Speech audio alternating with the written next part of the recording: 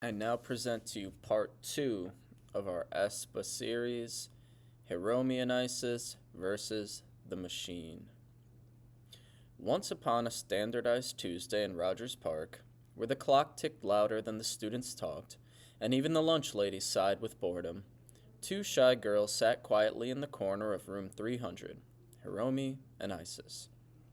Hiromi was the kind of girl who could fold an origami crane from a gum wrapper and use it to fix a stapler. Isis could solve a Rubik's Cube without touching it, but no one knew that yet. They both preferred shadows to spotlights and books to birthday parties. They were the quiet ones, the unnoticed ones, the underestimated ones.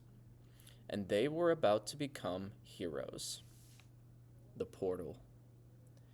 It began as most terrible things do, with the words, "Today we begin the Smarter Balanced Assessment." The class groaned. Computers blinked on. A chill ran through the room, and somewhere in the distance, a pencil snapped in despair. Hiromi glanced nervously at her screen. It glowed an eerie blue. The cursor blinked once, twice, and then, zap! She was gone. Isis barely had time to say, "Wait, what?" before her screen did the same. Zap! The testing dungeon. The two girls landed with a thud on cold stone floors. All around them, filing cabinets, floating laptop carts, and towering walls of text. They were in the testing dungeon.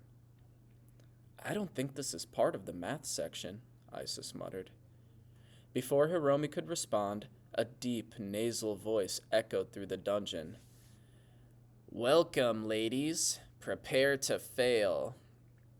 A cave troll stomped into view, his curly hair cut covering his menacing, bloodshot, crazed eyes. "I'm Stephen, gatekeeper of reading comprehension. You will never pass unless you can interpret this passage on tax policy written in 1872. Hiromi panicked. Her heart pounded. Her hands trembled. But something inside her snapped, or maybe clicked. She looked down and noticed a broken number 2 pencil, an empty water bottle, and her own shoelace. In under 10 seconds, she had crafted a paper dart launcher that shot her answer sheet directly into the troll's face. "Oh my God!" Stephen cried, stumbling backward into a pile of outdated textbooks. With a dramatic groan, he vanished in a puff of glittery confetti. As he disintegrated, he could be heard crying, "Gabriel!" Hiromi blinked. Did I just MacGyver a test troll into submission? Isis nodded.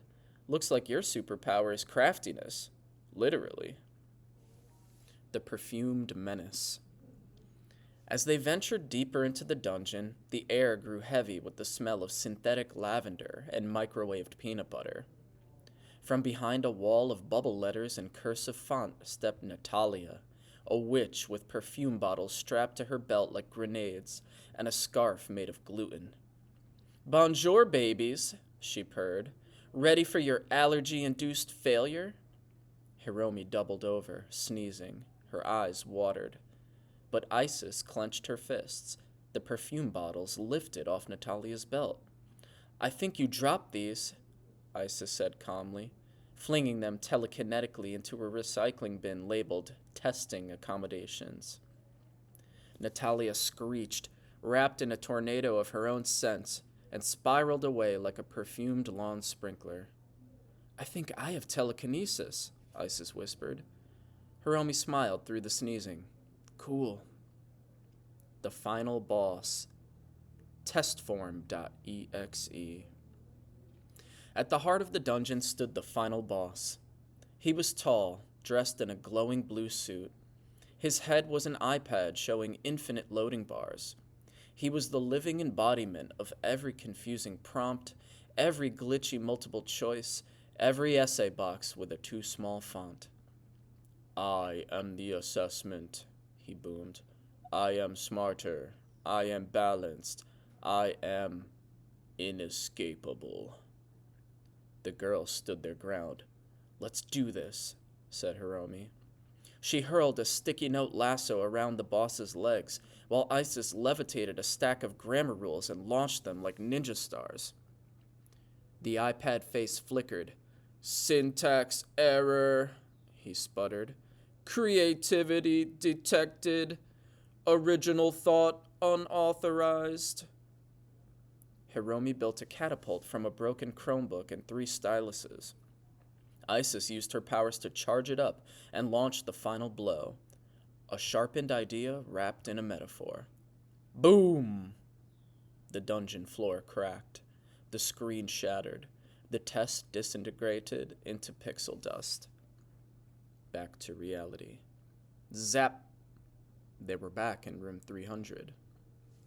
Everyone else was still quietly clicking. The clock ticked the same. The air smelled like pencil shavings and future disappointment. But something had changed. Hiromi and Isis looked at each other. No words, just a knowing glance, a little nod, a tiny smile. They turned to their screens and with calm confidence began the test. And this time, they aced it. Moral of the story. And so, dear middle schooler, remember this. Even the quietest minds can hold the loudest power. Even the shyest students can have secret strength. Even the dullest test can't stop a hero from rising. So go ahead, crush that test. Just maybe don't get sucked into your Chromebook, unless you're ready to become a legend.